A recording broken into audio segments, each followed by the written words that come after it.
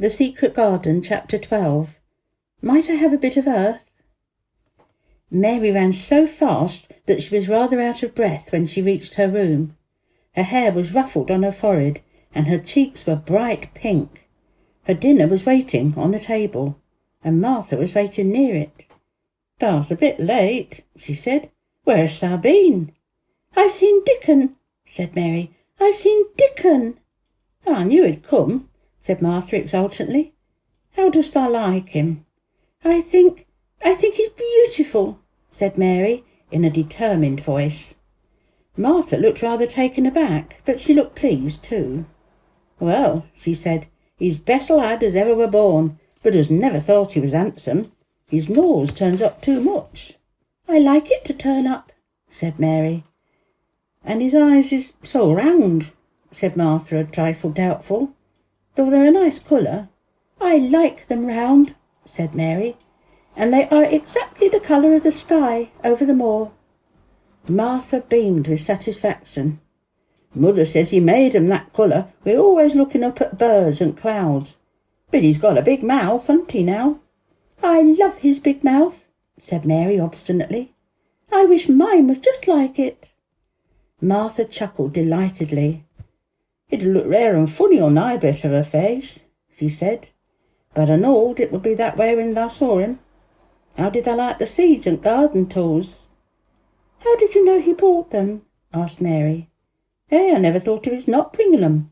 He'd be sure to bring 'em if they was in Yorkshire. He's a trusty lad." Mary was afraid that she might begin to ask difficult questions, but she did not. She was very much interested in the seeds and gardening tools, and there was only one moment when Mary was frightened, and this was when she began to ask where the flowers were to be planted.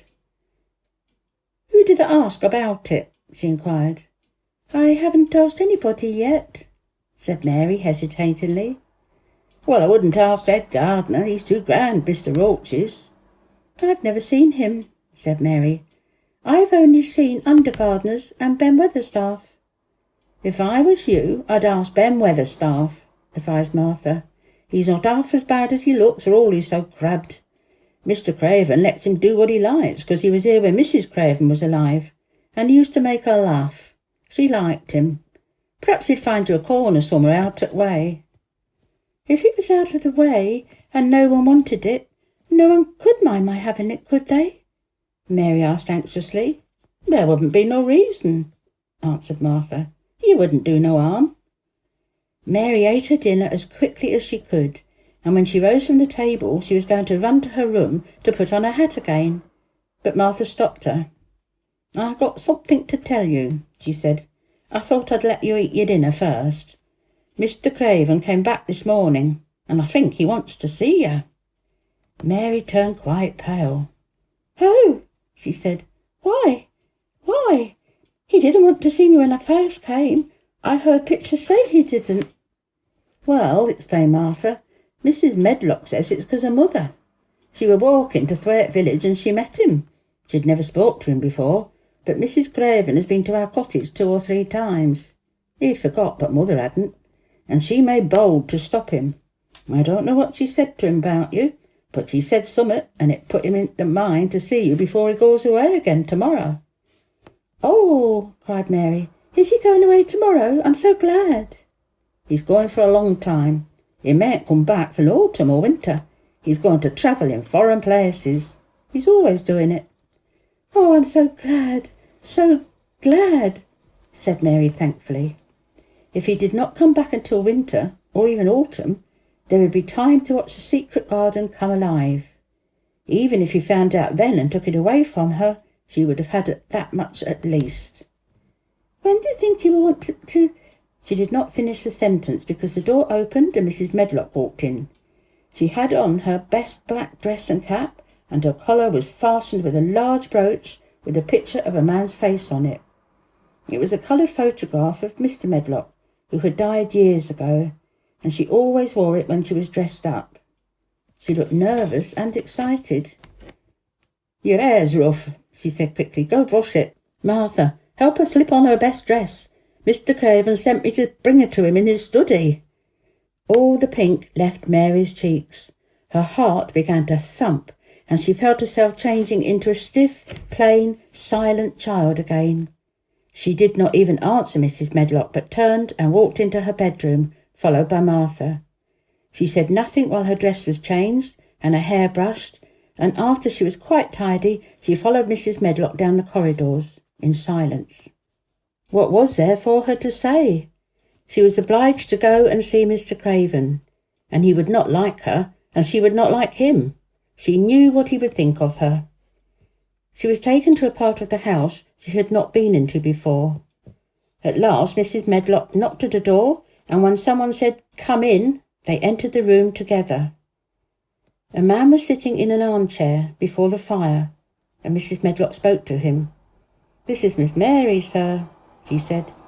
"You can go and leave her here. I will ring for you when I want you to take her away," said Mr. Craven. When she went out and closed the door, Mary could only stand, waiting, a plain little thing, twisting her thin hands together. She could see that the man in the chair was not so much a hunchback as a man with high, rather crooked shoulders, and he had black hair streaked with white. He turned his head over his high shoulders and spoke to her. "Come here," he said. Mary went to him. He was not ugly. His face would have been handsome if it had not been so miserable. He looked as if the sight of her worried and fretted him, and as if he did not know what in the world to do with her. "Are you well?" he asked. "Yes," answered Mary. "Do they take good care of you?"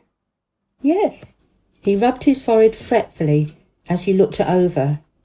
"You're very thin," he said. "I am getting fatter," Mary answered, in what she knew was her stiffest way. What an unhappy face he had! His black eyes seemed as if they scarcely saw her, as if they were seeing something else, and he could hardly keep his thoughts upon her. "I forgot you," he said. "How could I remember you? I intended to send you a governess or a nurse or someone of that sort, but I forgot." "Please," began Mary. "Please," and then the lump in her throat choked her. "What do you want to say?" he inquired. I am too big for a nurse," said Mary. "And please don't make me have a governess yet." He rubbed his forehead again and stared at her. "That was what the Sowerby woman said," he muttered absent-mindedly. And then Mary gathered a scrap of courage. Is she Martha's mother?" she stammered.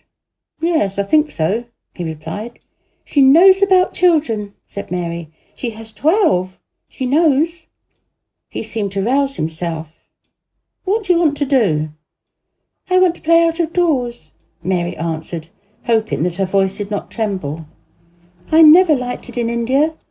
It makes me hungry here, and I am getting fatter." He was watching her. "Mrs. Sowerby said it would do you good." "Perhaps it will," he said. "She thought that you had better get stronger before you had a governess." "It makes me feel strong when I play, and the wind comes over the moor," argued Mary. "Where do you play?" he asked next. "Everywhere," gasped Mary. "Mother's mother sent me a skipping rope. I skip and I run, and I look about to see if things are beginning to stick up out of the earth. I don't do any harm." "Don't look so frightened," he said in a worried voice. "You could not do any harm, a child like you. You may do what you like." Mary put her hand up to her throat because she was afraid he might see the excited lump which she felt jump into it. She came a step nearer to him. "May I?" she asked tremulously. Her anxious little face seemed to worry him more than ever. "Don't look so frightened," he exclaimed. "Of course you may. I am your guardian, though I am a poor one for any child. I cannot give you time or attention. I'm too ill and wretched and distracted. But I do wish you to be happy and comfortable. I don't know anything about children, but Mrs. Medlock is to see that you have all you need. I sent for you today because Mrs. Sowerby said I ought to see you. Her daughter had talked about you. She thought you needed fresh air and freedom and running about." "She knows all about children," Mary said again, in spite of herself. "She ought to," said Mr. Craven. "I thought her rather bold to stop me on the moor, but she said Mrs. Craven had been kind to her." It seemed hard for him to speak his dead wife's name. "She's a respectable woman. Now I have seen you, I think she said sensible things. Play out of doors as much as you like. It's a big place, and you may go where you like and amuse yourself as you like. Is there anything you want?" As if a sudden thought had struck him. "Do you want toys or books or dolls?" "Might I," quavered Mary, "might I have a bit of earth?" In her eagerness she did not realise how queer the words would sound, and that they were not the ones she had meant to say. Mr. Craven looked quite startled. "Earth?" he repeated. "Earth? What do you mean?" "To plant seeds in, to make things grow, to see them come alive." Mary faltered. He gazed at her a moment and then passed his hand quickly over his eyes. "Do you care about gardens so much?" he said slowly. "I didn't know about them in India," said Mary. "I was always ill and tired, and it was so hot. I sometimes made little beds in the sand and stuck flowers in them. But here it's different." Mr. Craven got up and began to walk slowly across the room. "A bit of earth," he said to himself, and Mary thought that somehow she must have reminded him of something. When he stopped and spoke to her, his dark eyes looked almost soft and kind. "You can have as much earth as you want," he said. "You remind me of someone else who loved the earth and things that grow. When you see a bit of earth you want," he said with something like a smile, "take it, child. Make it come alive." "May I take it from anywhere, if it's not wanted?" "Anywhere," he answered. "There, you must go now. I'm tired." He touched the bell to call Mrs. Medlock. "Goodbye. I shall be away all summer." Mrs. Medlock came so quickly that Mary thought she must have been waiting in the corridor. "Mrs. Medlock," Mr. Craven said to her, "now I have seen the child, I understand what Mrs. Sowerby meant. She must be less delicate before she begins lessons. Give her simple, healthy food. Let her run wild in the garden, and don't look after her too much. She needs liberty and fresh air and romping about. Mrs. Sowerby is to come and see her now and then, and she may sometimes go to the cottage." Mrs. Medlock looked pleased. She was relieved to hear that she need not look after Mary too much. She had felt her a tiresome charge, and had indeed seen as little of her as she dared. And in addition to this, she was very fond of Martha's mother. "Thank you, sir," she said. "Susan Sowerby and me went to school together, and she's as sensible and good-hearted a woman as you'd find in a day's walk. I never had any children myself, and she's had 12, and there never was healthier or better ones. Miss Mary can get no harm from them. I'd always take Susan Sowerby's advice about children myself. She's what you might call healthy-minded, if you understand me." "I understand," Mr. Craven answered. "Take Miss Mary away now and send Pitcher to me." When Mrs. Medlock left her at the end of her own corridor, Mary flew back to her room. She found Martha waiting there. Martha had, in fact, hurried back after she had removed the dinner service. "I can have my garden," cried Mary. "I may have it where I like. I'm not going to have a governess for a long, long time. Your mother's coming to see me, and I may go to your cottage. He says a little girl like me could not do any harm, and I may do what I like and anywhere." "Hey," said Martha, delighted. "That went nice of him, weren't it?" "Martha," said Mary solemnly, "he is really a nice man. Only his face is so miserable, and his forehead is all drawn together."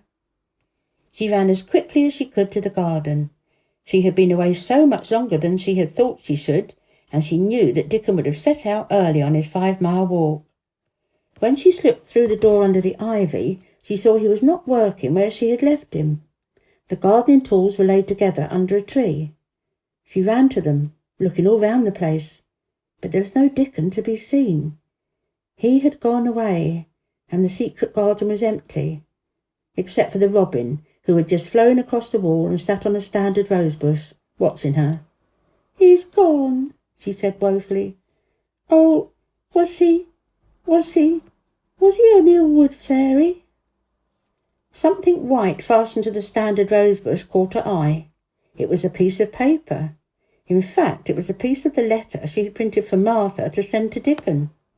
It was fastened on the bush with a long thorn, and in a minute she knew Dickon had left it there. There were some roughly printed letters on it and a sort of picture. At first she could not tell what it was. Then she saw it was meant to be a nest with a bird sitting on it, and underneath were the printed letters, and they said, "I will come back."